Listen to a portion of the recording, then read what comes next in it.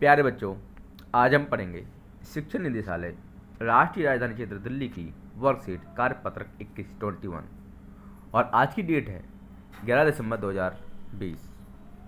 ये worksheet class 8 के लिए है। विषय है सामाजिक विज्ञान SST सोशल साइंस। इसमें हम इतिहास हिस्ट्री का चैप्टर 5 पढ़ रहे हैं, जब जनता बगावत करती है। जब जनता बगावत करती है, इसे 1857 की क्रांति से के बारे में हम इस वर्कशीट में पढ़ रहे हैं। 1857 की क्रांति जो थी, इसको भारत का पहला स्वतंत्रता संग्राम भी कहा जाता है और अंग्रेजों के द्वारा इसको सैनिक विद्रोह भी कहा गया था। तो इसके बारे में हम चर्चा कर रहे हैं। बच्चे यहाँ पे अपना नाम लिखोगे, यहाँ पे अपने क्लास टीचर का नाम लिखोगे। अंग्रेजों से भारत की जनता बहुत तंग आ चुकी थी, जैसे किसान, राजा, आम जनता और सैनिक अंग्रेजों से तंग आ चुके थे। तो आज जनता की नज़र से पढ़ते हैं उस जमाने में लोग अंग्रेज शासन के बारे में क्या सोच रहे थे। इसका जायजा लेने के लिए आप स्रोत 1 और 2 को पढ़िए। स्रोत 1 है 84 नियमों की सूची। यहाँ महाराष्ट्र के एक गांव में रहने वाले ब्राह्मण विष्णु भट्ट गोडसे द्वारा लिखित पुस्तक माझा प्रवास के कुछ अंश दिए गए हैं।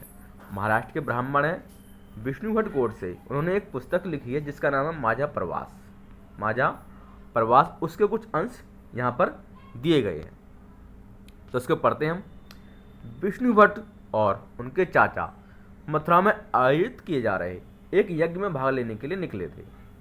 विष्णु भट्ट लिखते हैं कि रास्ते में उनकी मुलाकात कुछ सिपाहियों से हुई, सैनिकों से हुई, जिन्होंने उन्हें सलाह दी कि वापस लौट जाएं, क्योंकि 3 दिन के भीतर चारों तरफ कोहराम मच जाएगा। 3 दिन के भीतर क्या हो जाएगा? कोहराम मच जाएगा, आंदोलन हो जाएगा, इसलिए आप वापस लौट जाओ। सिपाहियों ने जो कहा वो इस प्रकार था। अंग्रेज सरकार हिंदुओं और मुसलमानों के धर्म को नष्ट करने पर आमादा है। उन्होंने 84 नियमों की एक सूची बनाई है और कलकत्ता में सारे राजाओं और राजकुमारों की मौजूदगी में उसका ऐलान कर दिया है। अंग्रेजों ने एक 84 नियमों की सूची बनाई है जिसके अंतर्गत हिंदू और मुसलमानों के धर्म को नष्ट किया जाएगा, और इसका ऐलान कलकत्ता में राजाओं और राजकुमार के सामने कर दिया है अंग्रेजों ने। उन्होंने सिपाहियों ने कहा, राजा इन नियमों को मानने के लिए तैयार नहीं है। राजा जो अंग्रेजों द्वारा बनाए गए जो नियम हैं इनको मानने के लिए तैयार नहीं है, और उन्होंने अंग्रेजों को घातक परिणामों की चेतावनी दी है। और राजाओं ने कहा है अंग्रेजों से कि आपको इसका परिणाम भुगतना पड़ेगा। राजाओं ने कहा है कि अगर ये नियम लागू किए गए तो भारी उथल पुथल मच जाएगी, कोहराम मच जाएगा, आंदोलन हो जाएगा कि राजा भारी गुस्से में अपनी राजधानियों को लौट गए हैं। तमाम बड़े लोग योजनाएं बना रहे हैं। धर्म युद्ध के लिए तारीख तय कर ली गई थी और मेरठ छावनी से एक गुप्त योजना तैयार करके विभिन्न छावनियों में भेज दी गई थी। तो क्रांति की तारीख भी तय कर ली गई है और मेरठ छावनी में गुप्त योजना बनाकर सभी जगह पे भेजी जा रही है। ये स्रोत तो ये था विष्णु भट्ट गोडसे द्वारा लिखी गई पुस्तक माझा प्रवास का कुछ अंश। अब स्रोत 2 पढ़ते हैं हम। जल्दी ही हर टुकड़ी में उत्तेजना छा गई। उस दौर की एक और झलक सूबेदार सीताराम पांडे के संस्मरणों में मिलती है। संस्मरण क्या होता है? संस्मरण वो होते हैं जो हम अपनी याददाश्त के आधार पर लेख लिखते हैं, उनको बोला जाता है संस्मरण। जैसे कि अगर आप अभी 8वीं क्लास में और अगर आप 6ठी क्लास के बारे में अपना लिखोगे तो अपने याद के आधार पर तो लिखोगे, तो उसे बोला जाता है संस्मरण। स्मृति के आधार पर, याद के आधार पर लिखा जाता है इसको। तो जो बंगाल के जो सूबेदार सीताराम पांडे हैं, वे बंगाल के नतीबे आर्मी में सिपाही के तौर पर 1812 में भर्ती हुए थे और 1860 में सेवानिवृत्त हुए। 1860 में क्या हुए थे? रिटायर हुए थे। उन्होंने बगावत को दबाने में अंग्रेजों की मदद की। उन्होंने जो बगावत थी 1857 की जो क्रांति थी उसको दबाने में अंग्रेजों की हेल्प की थी, क्योंकि वो सेना में सैनिक थे, सूबेदार थे। हालांकि उनका बेटा भी विद्रोहियों के साथ था और अंग्रेजों ने उसे सीताराम की आंखों के सामने ही मार डाला था। सेवानिवृत्ति के बाद, रिटायरमेंट के बाद उनके कमान अफसर नारगेट ने उन्हें अपने संस्मरण लिखने के लिए प्रेरित किया।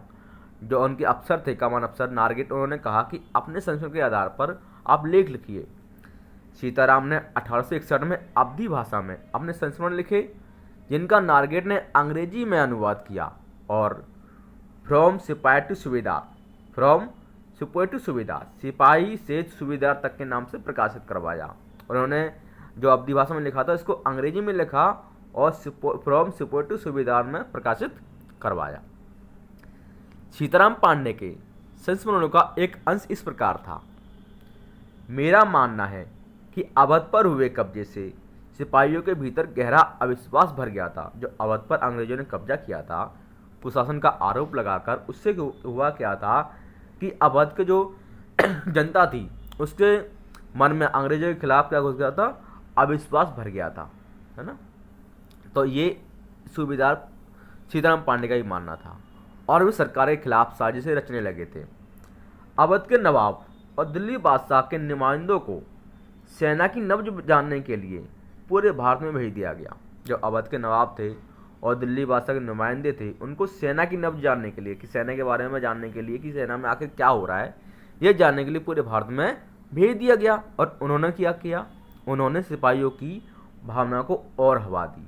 जो दिल्ली के बादशाह के नुमाइंदे थे और अवध के नवाब थे, इनको जब सेना की नब्ज जानने के लिए भेजा तो उन्होंने क्या किया, और ज़्यादा सैनिकों को भड़का दिया अंग्रेजों के खिलाफ।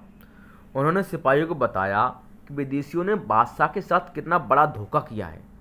उन्होंने हजार झूठ गढ़ डाले, बहुत सारे झूठ बोले, अफवाह फैला दी कि अंग्रेज ऐसे करने वाले हैं भारत के साथ में, है ना, हमारा तो पूरा जो दिल्ली सल्तनत है वो नष्ट होने वाली है। और सिपाहियों को अपने मालिकों अंग्रेजों के खिलाफ बगावत करने के लिए उकसाया ताकि दिल्ली में बादशाह को दोबारा गद्दी पर बैठाया जा सके। उनकी दलील थी कि अगर सिपाही मिलकर काम करें और इन सुझावों पर अमल करें तो सेना ऐसा कर सकती है। संयोग से इसी समय क्या हुआ है, इसी समय कि सरकार ने हर एक रेजिमेंट के कुछ लोगों को नई राइफल के इस्तेमाल का तरीका बताने के लिए अलग अलग छावनियों में भेजा, ट्रेनिंग देने के लिए। कि नई राइफल आई थी जिसका नाम था इनफील्ड, ठीक है, वो राइफल आई थी, उसके ट्रेनिंग देने के लिए सिपाहियों को रेजिमेंट में भेजा। इन लोगों ने कुछ समय तक सिपाहियों को प्रशिक्षण दिया, ट्रेनिंग दी। इसी दौरान ना जाने कहां से एक खबर फैल गई, एक अफवाह फैल गई कि इन राइफलों में इस्तेमाल होने वाले कारतूसों पर गाय और सूअर की चर्बी का लेप चढ़ाया गया है। मैंने इसको अफवाह इसलिए बोला क्योंकि बाद में इन्हीं के नाम में जो इनफील्ड राइफल थी, इनका इस्तेमाल क्रांतिकारियों ने 1857 की क्रांति में किया था अंग्रेजों के खिलाफ, है ना। अगर इसमें सूअर और गाय की चर्बी मिली होती तो फिर वो क्यों इसको इस्तेमाल करते। तो क्या खबर फैल गई कि जो राइफल है उसमें जो कारतूस है उसमें गाय और सूअर की चर्बी का लेप चढ़ा हुआ है और इन कारतूसों को मुंह से छीला जाता था, जो कि हिंदू और मुस्लिम की जो भावनाएं थी उनको नुकसान पहुंचा रही थी। क्यों? क्योंकि गाय जो हिंदू के लिए पवित्र है और सूअर जो है मुस्लिमों के लिए अपवित्र है, तो जिससे उनका क्या हो रहा था, धर्म नष्ट हो रहा था।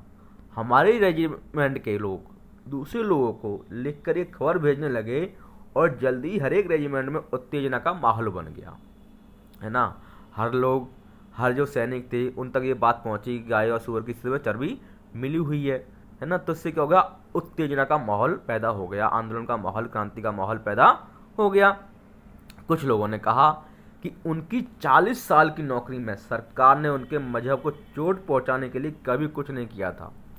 लेकिन जैसा कि मैंने पहले जिक्र किया, अवध पर कब्जे के कारण सिपाही पहले से ही गुस्से में थे।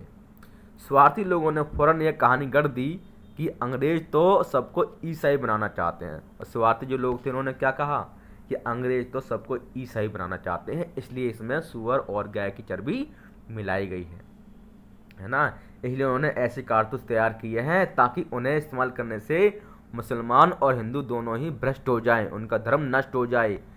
कर्नल साहब का मानना था कि यह बेचैनी जो उन्हें भी साफ दिखाई दे रही थी, इस बार भी अपने आप ख़त्म हो जाएगी, और उन्होंने मुझे घर चले जाने की हिदायत दी।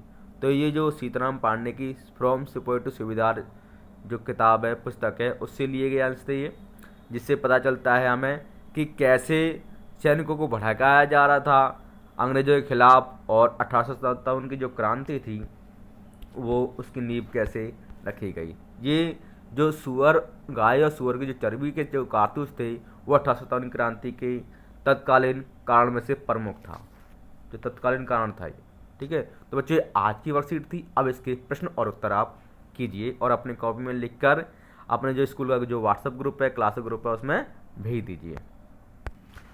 तो बच्चों, इस वर्कशीट का पहला प्रश्न है, माझा प्रवास के अनुसार सिपाहियों ने विष्णु भट्ट और उनके चाचा को क्यों लौट जाने के लिए कहा?